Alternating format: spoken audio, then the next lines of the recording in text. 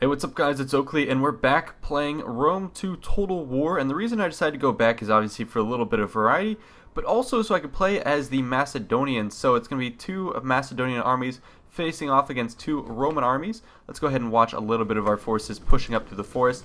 Now the reason I have a little bit more enthusiasm for playing as Macedon recently is that I actually started reading the translation of Arrian's works on the conquest of Alexander. So if you don't know, Arrian is a sort of Roman politician. He was a consul at one point, looking back, putting together some sources, and writing what he believes is the most sort of authoritative look at Alexander's works. Now, people look at Arrian's works on Alexander as they're very good, but they have some discrepancies with other sources reporting on Alexander. But it is definitely a very good book. The particular book that I have that translates Arrian's work is the Landmark edition, and that one is really awesome. It has so much to it. Basically, you get the translated text, annotations about almost, on every page. Half of each page is dedicated to footnotes and annotations telling you, okay, he mentions the city, here's the thing about the city, or he gives you a background, or if there's any discrepancies with other sources, then the author then goes ahead and mentions, okay, here are the discrepancies, here's kind of what is most likely going to be the case. So if you're interested in Alexander's campaigns from a historical perspective, definitely check that out. I highly recommend it. It's really awesome read, and then he has all sorts of maps, discussions in the background. Basically, there's a translated work, and then at the end in the appendices, he has all sorts of, okay, if you're reading about part one, the initial consolidation of Alexander's, territories and land holdings in Greece, go ahead and read this background section, and it gives you the background history. So I thought that was very handy guide, and now I can look at these Macedonian troops in a new light. So that was very exciting. I like seeing that. And then if you're looking for a look at the sort of Alexander's campaigns in a historical fiction sense, and you just want to get the theme and get the battle sort of the battle dynamics and how it played out, and just the epic engagement, kind of like Total War, where you take the history and then you build off of it with a little bit of nonfiction, or fiction I should say, I would definitely recommend the book Virtues of War by Stephen Pressfield. Very, very awesome book. He has done a bunch of historical fiction works on a variety of topics, including the Battle of Thermopylae, which I also recommend as well, Gates of Fire. So that is really awesome. So go ahead and check those two books out if you're interested in this time period. As for the battle itself, I have a pretty hefty Thracian contingent, so I'm moving forward with some of these mercenary Thracian cavalry, who are mercenary cav, so they can run around and they can throw some javelins, so moving forward with those guys, and then I've backed them up with some more Thracian units, and man, this looks colorful coming out of Attila. Attila is all spatterings of gray, brown, and dark colors, and this just looks so vibrant coming out of Attila. I hope actually to bring some more Rome 2 into the mix, and obviously some of the mercenary Thracian warriors with, I think this is the Romphia as opposed to the Fox. I can't remember exactly. I believe that's correct though. But these guys pack a punch on the assault, so they're moving forward heavy troops to devastate any Romans countering me on that side. And then moving forward with some of the companion cavalry, so this might be Alexander leading the wing of his Thracian contingents over here. And then we're going to start tackling the Numidian cav over here in the forest, coming out of the mix. And it looks like proximity fade is on for some of these units. I'll have to look back and see how I can actually edit that out. It's an option in Attila, but not in Rome 2, I don't think. So we'll check in on that.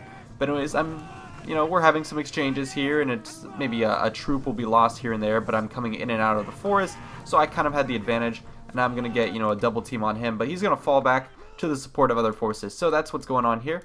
In the meantime, the Romans are pushing forward. One of the forces with heavy armored legionaries here.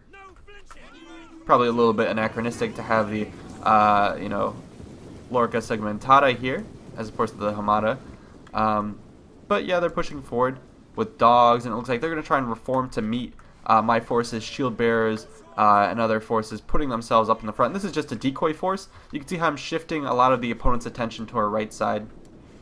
And then more of my Royal Peltas, more Aspis companions hidden back there. So we basically have a lot of our forces hidden, and what we're going to be doing is actually pushing forward with a huge hidden reserve force on the right flank, waiting to hit our opponents in the side. Over here we tried to move Aspis companions over to the flank, but it looks like the opponents were also thinking of doing some sort of ambush tactic, so we have a bit of a face-off here. We're going to peel off some of our units to deal with that.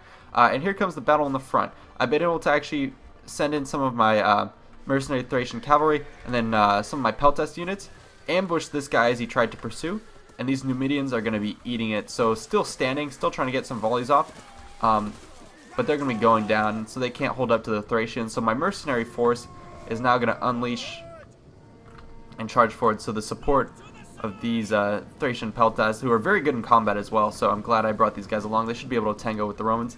And now they're going to be charging up the rear of the Roman force, harrying them, forcing them to commit to the front. So here you can see them charging forward. But what they don't quite see is going to be our forces in the woods right there. I think they're going to start to scout them out and reveal them. So there are guys there. Any archers we have should be starting to unleash on the Roman side. It looks like no, we just have short range Arrian and axemen. Over here we're going to line up, but let's look at this massive charge of the Romans. They're deciding to commit to the center, throwing everything at us, which is a good move. We don't have much lined up here, but obviously the advantage of Macedon is they are built for taking frontal assault. So here is a charge. They're trying to land on our hoplites. Thin lines they'll be able to puncture through. Not quite as effective as they would in Attila, but nonetheless pretty powerful. So all the Romans are charging forward. I am now harassing and harrying the sides, and here comes my Aspis companions coming out of the scrub on the right, led by Alexander. So we're going to have a nice little attack on the Romans as they start to face off against our guys. We have some really heavy pikes and hoplites holding these guys back. It's going to come crashing down on our forces, but that's why I have these thorax royal peltas, I should say, in the back, specifically here to deal damage to the Romans as they start to collapse on our guys. And they are going to be taking out substantial numbers. Oh no, hoplite is still full strength. So the other guys got smushed over there.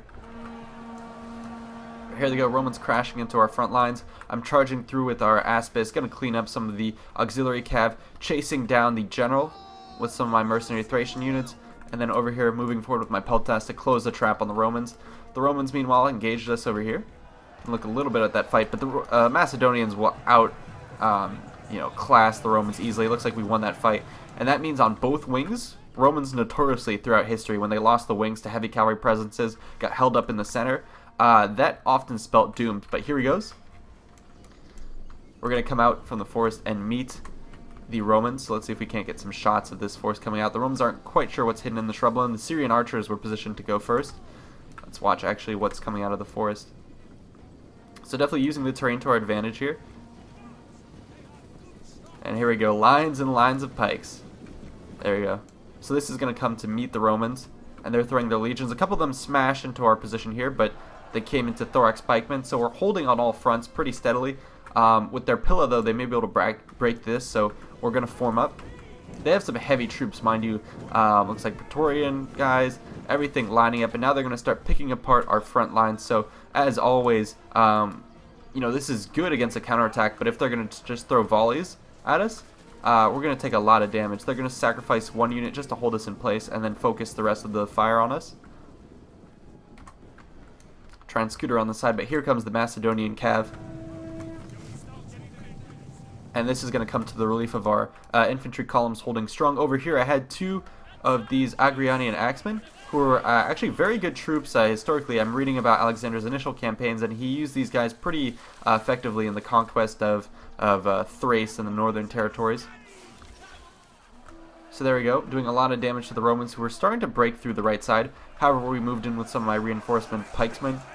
So there we go. Going to be holding back some really heavy Praetorians. And in the back, we're starting to clean up these forces. I'm doing a lot of hammer and anvils, collapsing on the Romans who have been combined onto our fronts. And we're holding back with the hoplites. And there we go, a full charge, right into the back of Praetorians. So targeting the most vulnerable units here, backstabbing them, and then lining up in the rear with more of my guys who have been detached. So we're going to be closing in on the Roman force. More of my Thracian warriors, yet uncommitted, getting ready for the fight.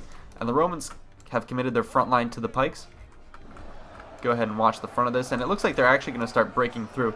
Even though pikes are pretty good from the front, Praetorians are going to be chewing through these guys, so the front line is going to start melting away, especially with the archer support, and they can start targeting specific pike units or other units in the distance who we're trying to support. So there you go, you can see them sniping our forces over here. And it looks like now that they've penetrated through, they should be able to swamp the sides. Against some of the weaker legionnaires, they're not going to be making as much headway as they'd like to. And in the distance, you can see actually our cavalry is going to be coming back, like I said, to save our infantry. And from the back, we're going to start to collapse in on these guys. Here comes our Thracian warriors. All our guys were collapsing on this with my spare cavalry. I'm trying to pick off where they are. Here they are. They came from this side, flanked and committed to the back. Another group of companions charging in, saving the day against our pike line. Praetorians have turned about. And I do actually prefer the cavalry mechanics in this game in the sense that they don't quite flatten all types of infantry. It seems way more fair and balanced. And it's one of the things that kind of is turning me off from Attila. I like the fact that Attila is so powerful for cavalry, but at this point it seems kind of broken, and you don't get as much heavy infantry play as possible. But again, that is kind of historically representative of kind of where the medieval ages would go. But that was mostly because troops didn't have the discipline to hold up to cavalry charges. It wasn't because cavalry all of a sudden had larger mass and could flatten anything. If you could still hold up to cavalry and, you know, hold your ground, cavalry are not going to flatten you. So I think they kind of need to rework the mechanics in Attila to reflect that. Here we go, mopping up the rest of the forces. Relatively easy win on most of the flanks. I think the Romans were forced to commit to the center after we peeled off and won the flanks. And then our surprise ambush from this position kept them from overwhelming our guys over here. I mean, if you look at the kills kind of lined up, it kind of alternates. Praetorians definitely, you know, resulting in the death of our guys. Almost no Praetorians died there. But if you scoot over to the right, you can see mostly Romans died. So a mixed battle in the center, but then we won the flanks and closed in on them. So pretty good tactics, and obviously spearheaded by some of our Thracian warriors, mercenary warriors, and some of the elite Aspis companion cavs. So we're going to go ahead and end the replay. Look at some of the kills. So myself only losing about 430 men, killing 1,600. Definitely heavy losses inflicted on my opponent. Aspis perhaps leading the day. Thracian guys falling up, getting a lot of kills. And my Royal Peltis with their supporting fire getting even vetted up. So definitely very fun. Let's look at my ally. He did pretty good. Archers doing a good amount of kills. The enemy mostly getting their auxiliary cavalry thrashed. One of them getting a lot of kills.